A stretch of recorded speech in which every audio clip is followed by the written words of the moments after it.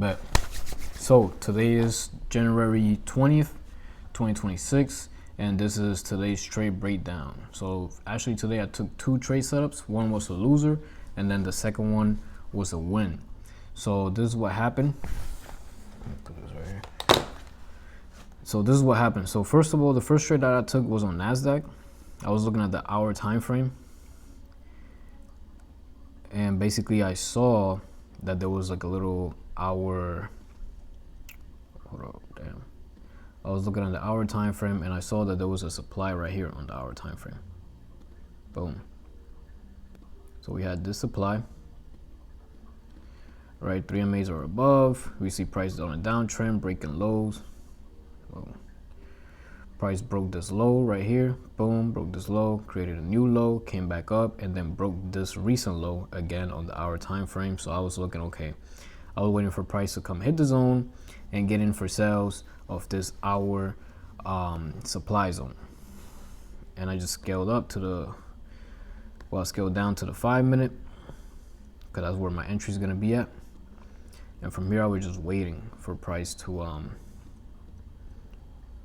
hit my zone. This is the first trade I took. I was waiting for 5 minute setups, but I did not see no 5 minute setup, so I just waited for this this hour setup that I saw, and I just scaled down to take my entry on the hour time frame. So right here we see price come up, right? New York Stock Exchange open, push price up, and then price came up, it's consolidated around this area, and then around 9:50 price touched the zone and rejected straight off of it with 2 candles. So right here I was looking for sales. As soon as I saw price consolidating and didn't want to keep pushing up, and then these bearish candles printing right here, I started looking for sales. And I think I got in sales like right here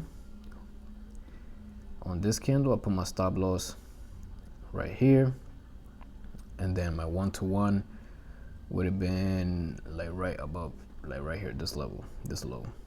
So this would have been the trade, right? I was in this trade on the 5 minute. I got in this trade because we see high confluence on the hour time frame that this is a supply zone. We got breaker structure, prices on a downtrend. I'm expecting for price to push down, break this low, and give me a nice trade for the day. But basically price did this. Consolidated, then pushed back, and then kept pushing back. So right here I ended up closing out. Like right here. As soon as price like touched the zone, I ended up closing out the trade, and that was my first loss for today.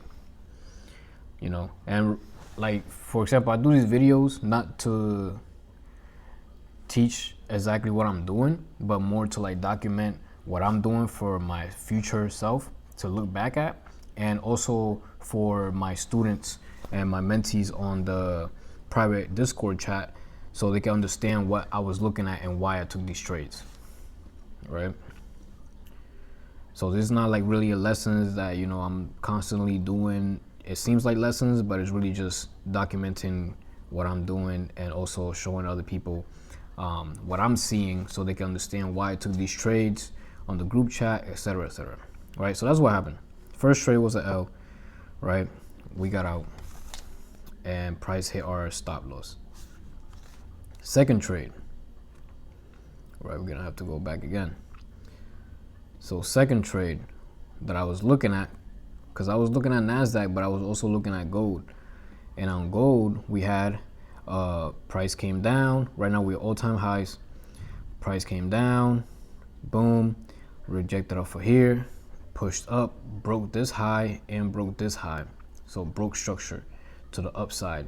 And it has a little, I don't know if you guys can see that, but it has a little gap right here starting from this candle, boom, all the way down to this one, right? So you can see this little gap right here. Damn, it's not even gonna pinpoint it. But this little gap right here, this little gap between this wick and the box, between this wick right here and the box, that's a gap, right? That's a fair value gap right there. So what I did, I was just waiting. But since the NASDAQ trade played out first, I ended up taking that one. So that's why you saw that, I end up taking that trade first, since on the 5-minute I was not getting no valid confirmations, no trades that were actually in confluence with my strategy. And from here, we were just waiting. I sent this out to the group chat as well. We were just waiting for price to touch our zone. And right here, price looked like it was going to touch our zone during the New York Stock Exchange Open, but then rejected off the 50 MA.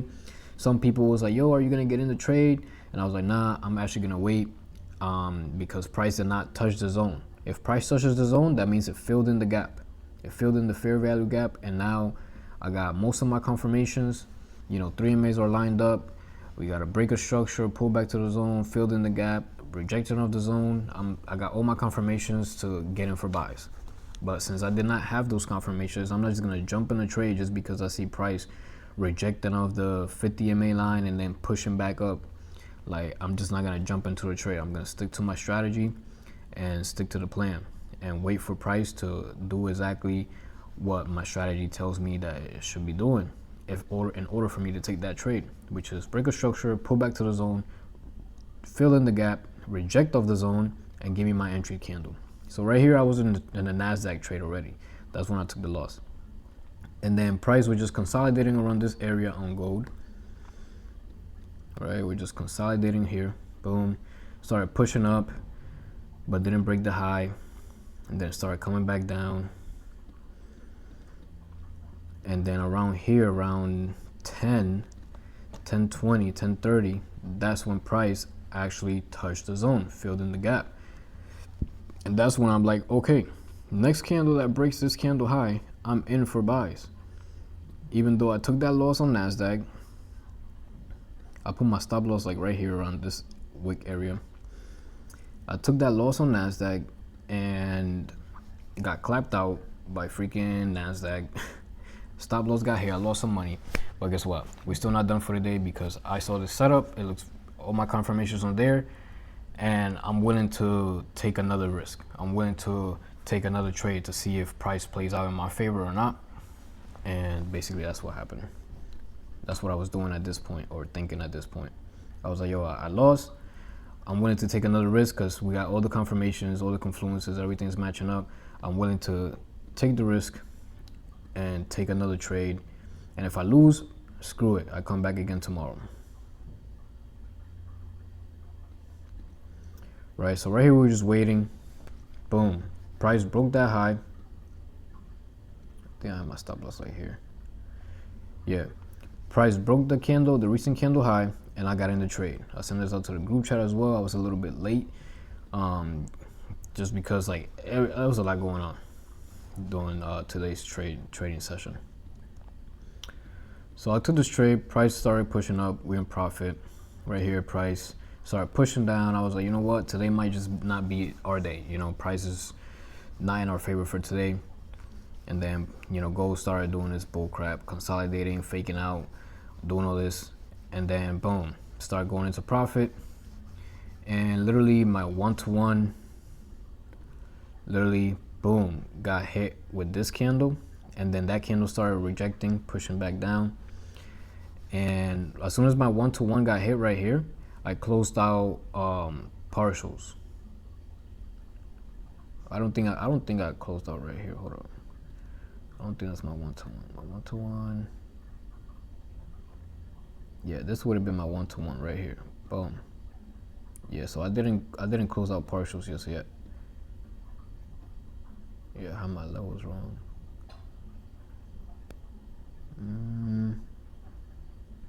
Okay, 1 or 2 right here, about.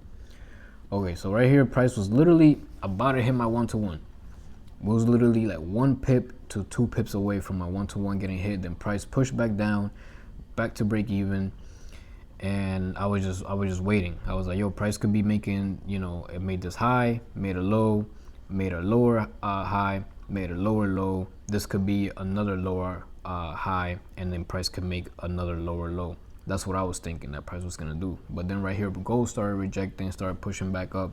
Also, it was past our trading time session. I normally stop trading at 11 a.m. That's like when momentum begins to die down in the market. For the New York and London overlap. Then from here, we were just waiting. My 1-to-1 got hit with this candle. I closed out partials. I closed out half the trade and I broke even. I put my stop loss at break even. Right here, boom. And then I was just holding and waiting for price to hit my second target, which is up here. So I already closed out partials, secured the trade. It's already a winning, I made some losses back from the NASDAQ loss. And right now I'm just trying to see if I can maximize the most out of this winning setup on gold. From here, we're just waiting. Price was just consolidating, doing its thing, started coming back down, rejecting. And I was like, yo, I'm gonna just wait, because you never know. At the end of the day, I'm trying to make some money back plus more, because I already took one loss. Right here, price started pushing up, going into profit, as you can see. And then, boom, 1 to 2 got hit. And then I ended up closing out like around here, like around this area. I ended up like closing out the full trade. And I sent it to the group chat as well. Our second target got hit. And then right here, I closed out the full trade. So yeah, that was basically it. I made back when 1 to 1 got hit, closed out half. Then right here, I closed out the rest of the trade. I made back my loss plus $260 more on, $260 profit on this trade.